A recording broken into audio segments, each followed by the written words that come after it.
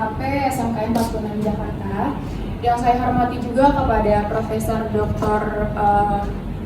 Henry Erianto MM selaku dosen pembimbing OTKP atau mahasiswa S1 PAP SMKN 46 Jakarta yang sedang berhalangan hadir namun tidak mengurangi hormat saya sedikit pun. Oke, selamat pagi anak-anak. Pagi, Ibu. Masih semangat gak? Masih. Coba kita semangat pagi dulu ya. Kalau Ibu bilang semangat pagi, kalian jawab pagi, oke? Oke. Semangat pagi. Pagi. Oke, sekali lagi ya. Semangat pagi. Pagi. Wah, kayaknya Dito semangat banget nih. Coba Dito boleh bantu pimpin teman-temannya. Oke, Dito. Diri Ibu. Sini maju lah. Maju.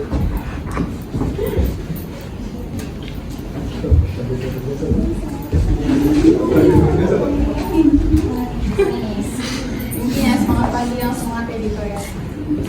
Ayo, silakan. 1, 2, 3. Oke, kalau saya bilang selamat pagi, luar biasa. Oke, 1, 2, 3. Semangat pagi. Pagi, luar biasa. Oke, selanjutnya Ibu absen terlebih dahulu ya. Untuk yang Ibu sebut boleh angkat tangan dan menjawab hadir. Afifah Husna, Aisyah, Alisa Nurul Nazwa, Amanda Dwi Agustin, Amelia Ampir, Anggun Yulianti, Cica Septiana, Dea Ramadhani, Dela Lestari, Dito Ramadan, Hadir Bu.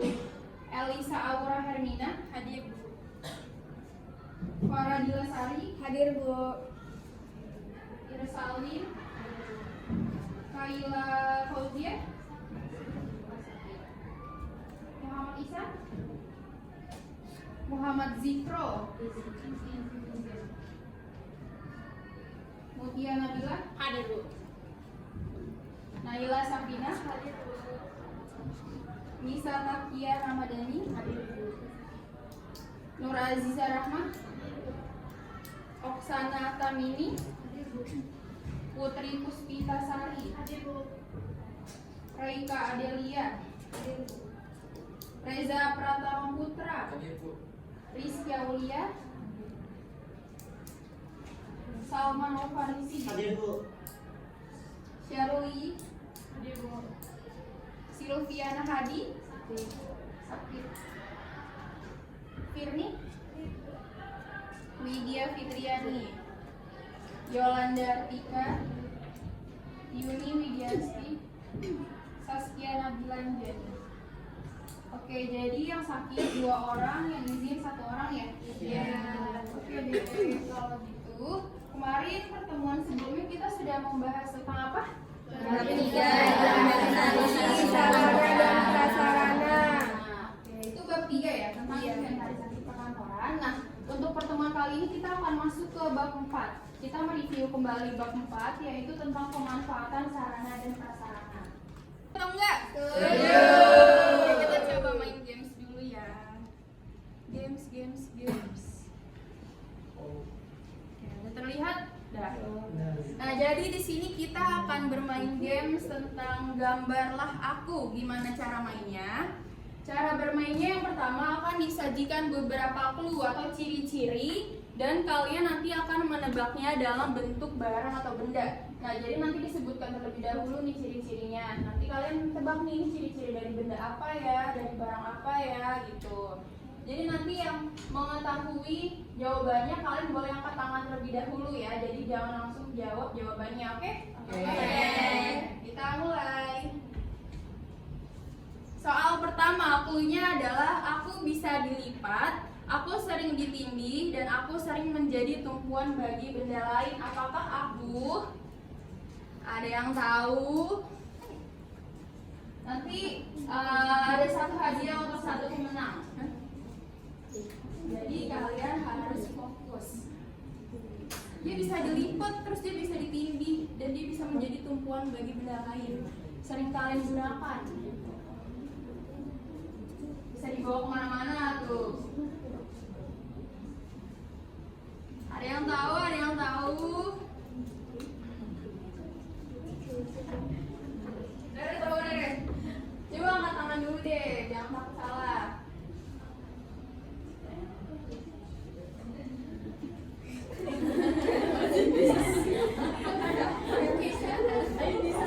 Mau Nisa mau jawab apa Nisa? Buku. Buku, oke kita keep dulu jawaban Nisa. Nisa jawabannya buku. Jawaban lain?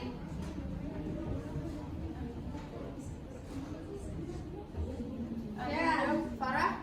Meja yang biasa dipakai anak TK itu tuh. Meja yang biasa dipakai anak TK, meja lipat ya. Oke, kita keep jawaban Farah. Satu jawaban lagi yang mau menjawab, Rere? Laptop. Laptop. Oke, kita lihat ya jawabannya ya.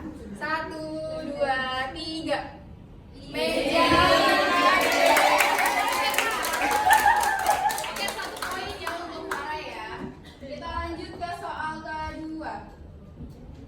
Cluenya adalah aku berfungsi untuk membawa berbagai benda. Aku memiliki berbagai macam bentuk dan ukuran, serta aku memiliki ronggol untuk menempatkan beberapa barang atau benda. Apakah aku? Kamu? Tas. Tas. Oke, kita keep. Ada lagi jawaban lain? Atau ada yang sama jawabannya? Sama semua nih. Gak ada yang mau jawab lain? Ya ada. Oke, kita coba cek ya. 1, 2, 3. Jawabannya adalah tas. Adalah 1 poin. Clue berikutnya, aku adalah media informasi. Aku mudah dibawa, aku adalah jenis barang yang pintar. Apakah aku? HP. HP. Selain itu? Sama semua lagi? Iya. Oke, kita cek ya. Jawabannya adalah smartphone atau handphone. Betul.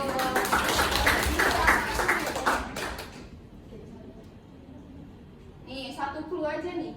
Di mana kalian dapat melihat 10 tambah 3 sama dengan 1? Jam. Jam. Yang lain? Iya. Jam juga. Oke, kita cek. 1, 2, 3. Betul, jam. 2 poin ya untuk Viola. Lanjut lagi nih, masih ada nih. Biasanya aku terbuat dari karet. Salah satu buku berbentuk V. Aku benda, tapi aku bisa melindungi orang lain dari benda lainnya. Ada V-nya, dia dari karet. Ketapel, oke. Yang lain? Yang lain?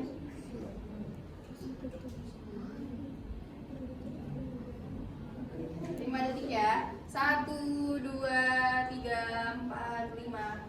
Oke, kita close, kita cek jawabannya. Jawabannya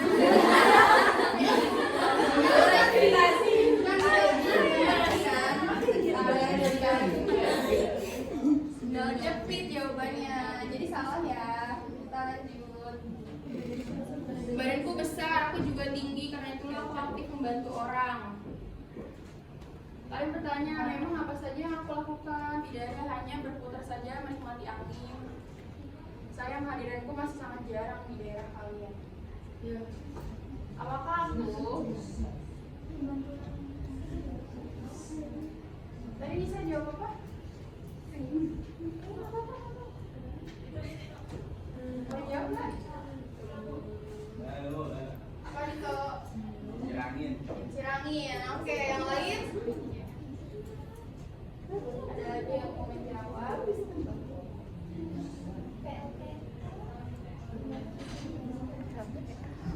Udah, ya kita cek ya. Jawabannya satu poin ya kita ya. Nah lanjut, dapat diputar, ada angka dan sejuk. Kita iya. Ada kipas yang lain. Oke, udah kita cek ya. Jawabannya adalah kipas. Oke, gampang ya, dapat diputar, ada angka sejuk. Oke.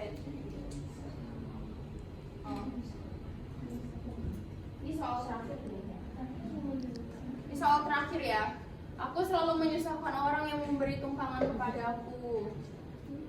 Ini bukan benda, ini saya kasih clue tambahan, ini tumbuhan.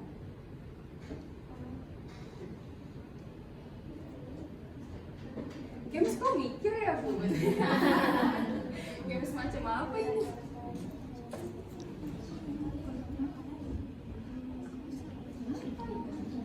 Tumbuhan apa yang punya cincin?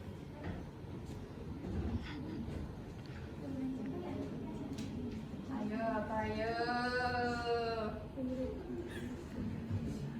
Anggun mau jawab, Anggun?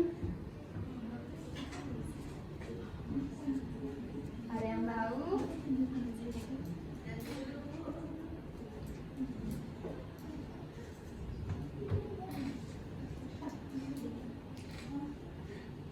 Dia tuh biasanya juga ada di musim hujan. Misalkan nih benda atau tempat itu lembab, nah pasti dia akan tumbuhan apakah itu? Jamur.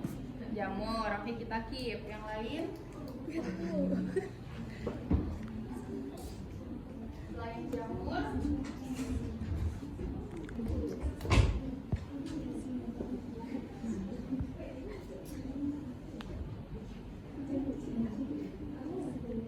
oke, udah ya, kita lanjut aja ya.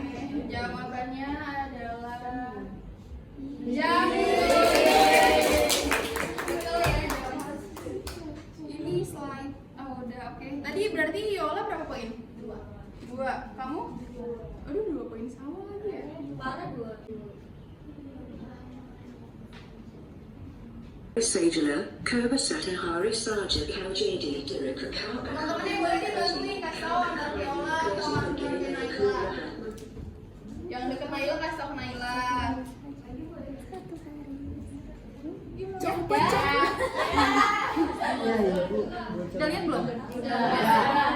Belum. Salah.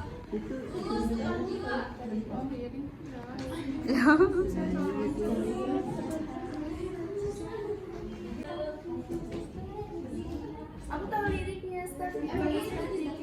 Oh ya, Start With You. Penyanyinya? Justin Bieber with Justin Bieber. Betul. Oke, kita cek dulu ya. Kamu juga sama. Oke, kita cek dulu. Sama Kedaran Pro. Ada benar ya. Jawabannya adalah Start With You.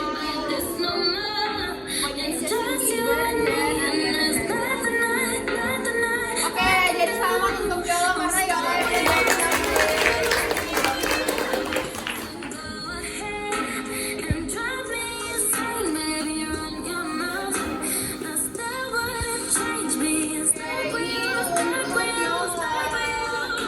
Congrats ya.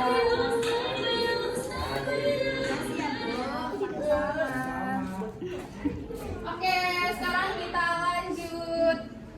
Oke, kita mulai belajar karena tadi kita udah main games. Jadi udah pada semangat atau belum? Semangatnya jadi nambah berapa persen nih? 100 sih. Berapa? 100. Kamu? Waduh, nanti kita di akhir main lagi. Setuju gak? Setuju. Oke, sekarang kita review bab 4 terlebih dahulu. Jadi kita akan membahas tentang pemanfaatan sarana dan prasarana. Oke, sebelum mulai Ibu mau tanya dulu nih, di antara kalian ada gak sih yang masih ingat terkait pengertian dari pemanfaatan sarana dan prasarana? Coba yang masih ingat boleh angkat tangannya. Saya, Bu. Oke, asik. Alisa, silakan. Izin menjawab, pengertian pemanfaatan sarana dan prasarana yaitu sarana dan prasarana merupakan seluruh benda baik yang bergerak ataupun tidak yang digunakan dengan untuk mencapai tujuan bersama. Pembuatan sarana dan prasarana disesuaikan dengan yang dibutuhkan oleh organisasi atau suatu perusahaan. Oke, tepuk tangan dulu. Oke, jadi tadi kata Alisa pengertiannya itu adalah suatu barang yang digunakan untuk mencapai apa? Tujuan dari perusahaan tersebut. Coba kita cek dulu ya, benar atau enggak. Nah, di sini dijelaskan nih pengertiannya terkait pemanfaatan menurut KBBI itu diartikan sebagai aktivitas atau perbuatan memakai. Jadi dengan kita sebelum kita sudah membahas tentang perencanaan, pengadaan, terus kita sekarang melakukan pemanfaatannya. Jadi dengan menggunakan barang-barang tersebut sehingga perusahaan apa? Untung atau rugi? Untung. Kalau untung jadi perusahaan itu bisa menjalankan proses kerjanya dengan baik atau enggak? Iya. Ya, oke, jadi benar ya. Tepuk tangan lagi dong untuk Elisa. Ini untuk Elisa karena sudah berani untuk menjawab. Terima kasih. Sama-sama. Oke, kita lanjut ya. Kita lanjut ke yang B. Siapa yang mau baca? Yang baca Ibu kasih nilai tambah. Oke, beres. B.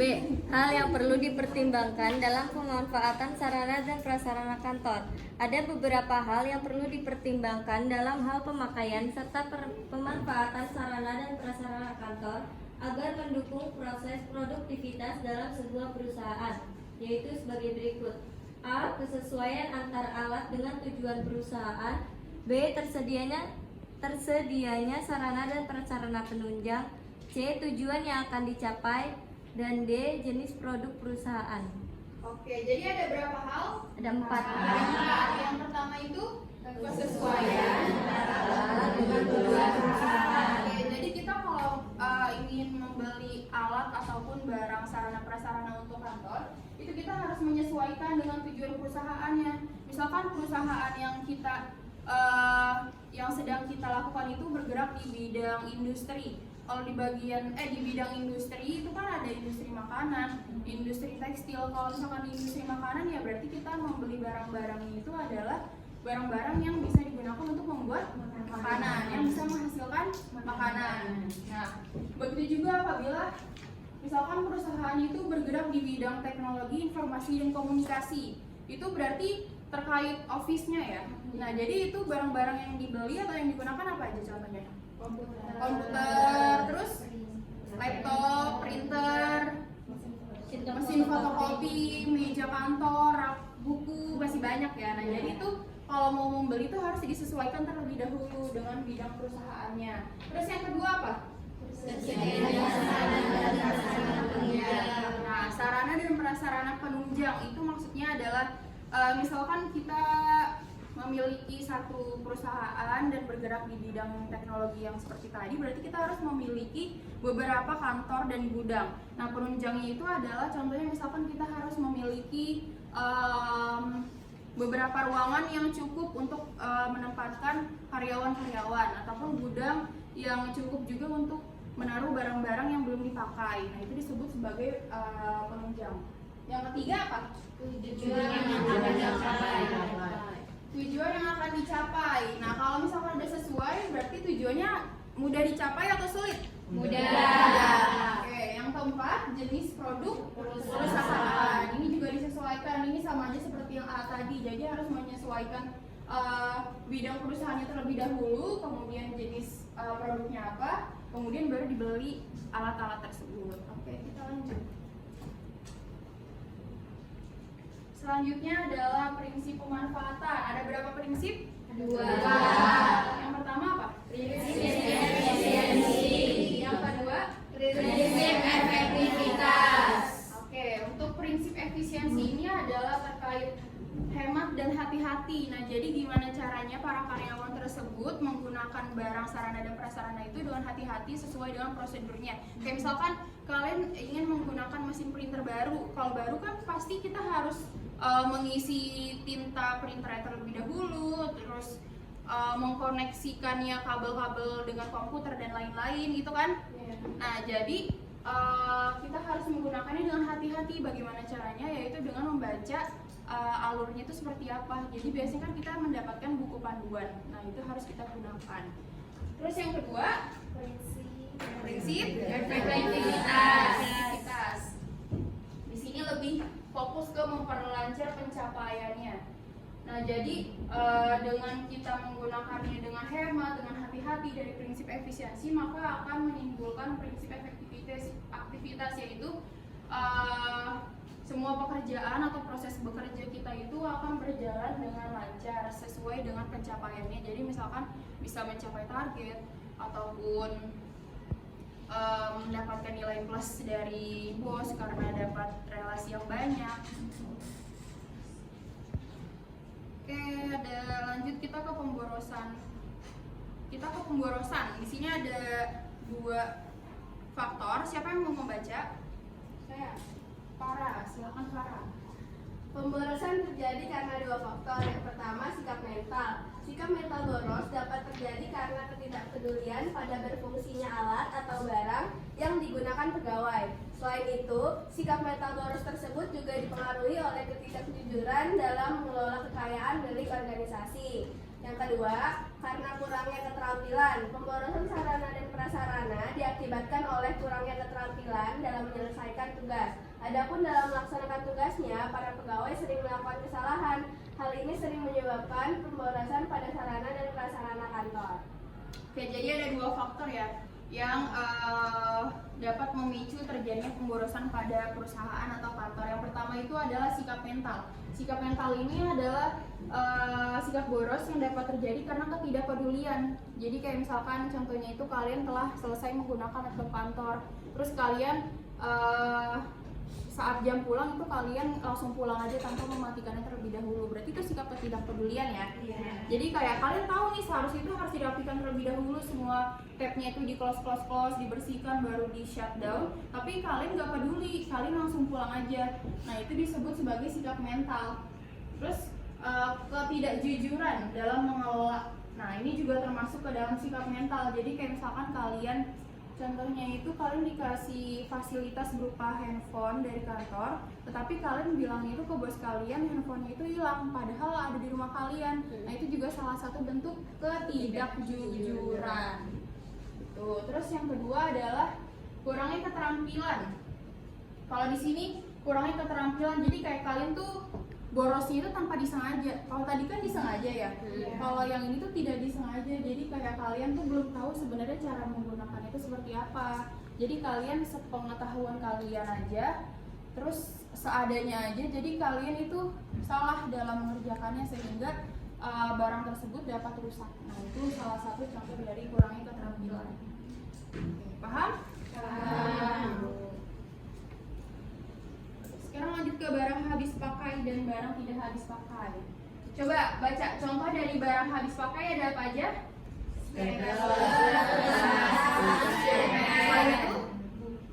Buku, terus penghapus, pensil, spidol, banyak ya. Pokoknya barang-barang yang cepat habis ya. Alat tulis itu biasanya TK.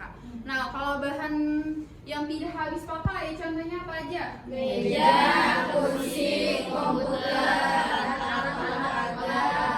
jadi barang-barang besar yang biasanya itu waktu penggunaannya itu sangat lama, bisa 5-10 tahun. Oke, kita lanjut. Oke, di sini Ibu punya kuis nih. Aduh, kita ke samping kali ya. Selanjutnya nih kita akan mengerjakan kuis. Jadi di sini itu ada 6 keyword dari baris huruf ini. Jadi kalian harus mencari 6 keyword ini. 6 ya? Iya ada 6 keyword. Nah, yang bisa boleh angkat tangan. Jadi nanti silahkan maju. Siapa yang bisa menjawab? Boleh angkat tangan. Oke, silahkan. Naila. Merek, Afifah, Zaskia, Farah, silakan maju. Ini beda kan ya jawabannya ya? Oke, silakan. Satu lagi, ada yang mau maju?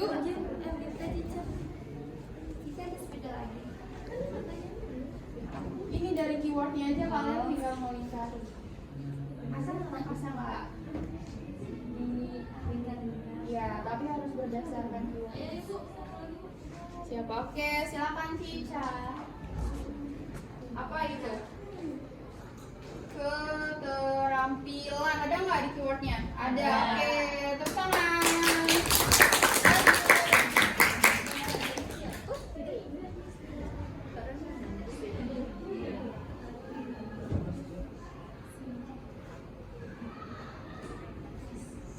Teknis. Oke, good. Yeay.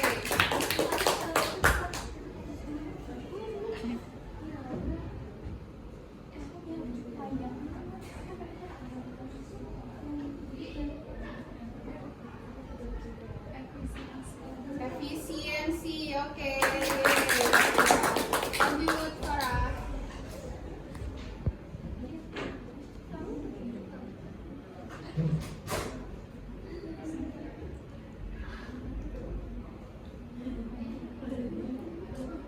Apa itu, Farah?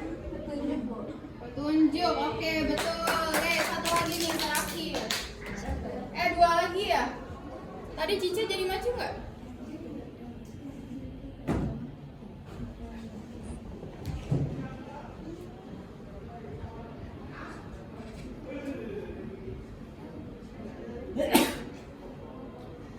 Apa itu Najwa? Oke, betul. Efektivitas sekarang terakhir, Cica. Udah tahu jawabannya? Tinggal pemakaian tuh yang belum gimana tuh.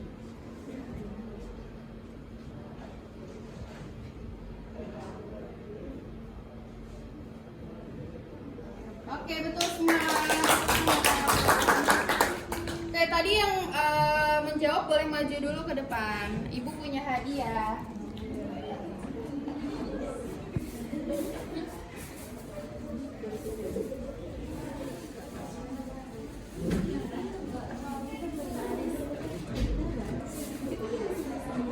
Sini di tengah dong, masa di pinggir. Sini, baris ke samping. 1, 2, 3, 4, 5, Cica di atas. Oke, jadi betul semua ya. Tangan dulu dong.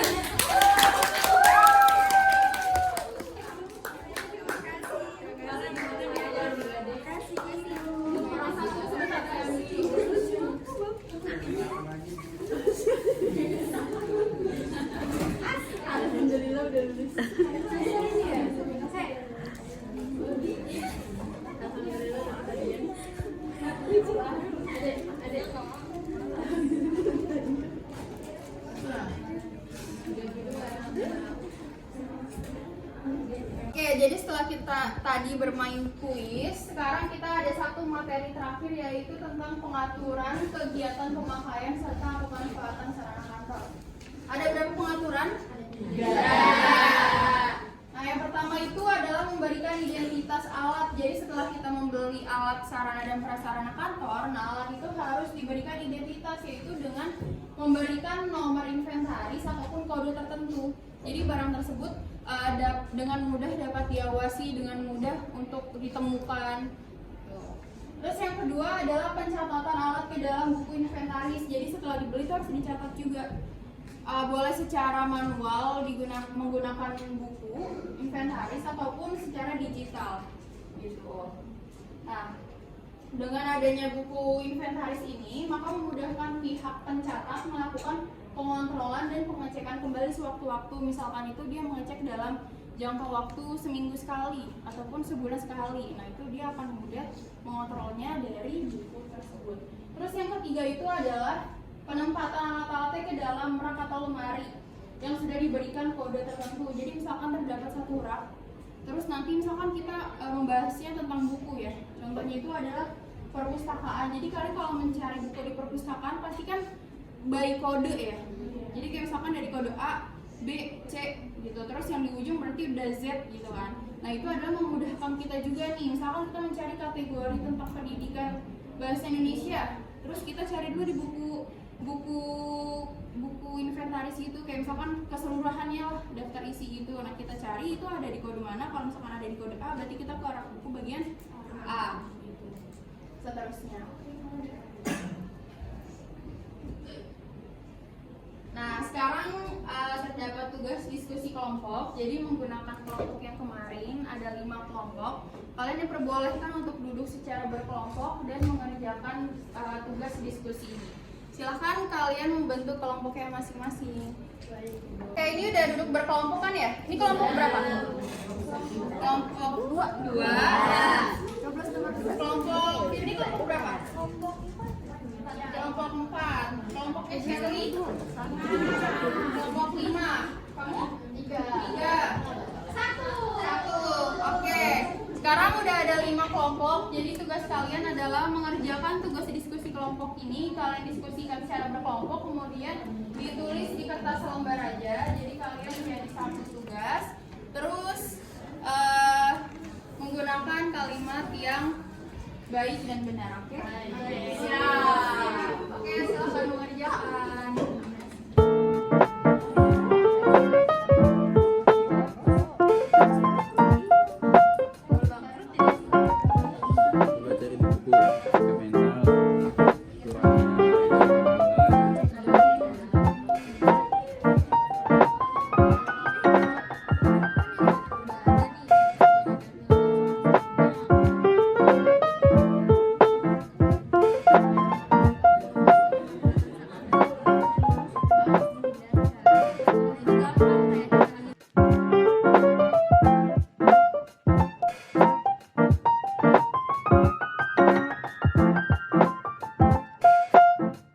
Oke baik, jadi kesimpulan pembelajaran kita hari ini terkait pemanfaatan sarana dan prasarana kantor adalah segala sesuatu yang dilakukan oleh perusahaan untuk mengoptimalkan penggunaan dari barang-barang sarana dan prasarana dengan tujuan untuk mempermudah proses pekerjaan sehari-hari. Itu jadi kesimpulan dari pemanfaatan sarana dan prasarana. Jadi segala sesuatu yang dilakukan untuk memanfaatkan atau penggunaan atau pemakaian barang-barang yang ada di kantor untuk keseharian sehingga pekerjaan mereka lebih cepat diselesaikan dan lebih efisien. Oke, jadi sekian pembelajaran kita hari ini terkait pemanfaatan sarana dan prasarana kantor. Kurang lebihnya mohon maaf. Wassalamualaikum warahmatullahi wabarakatuh.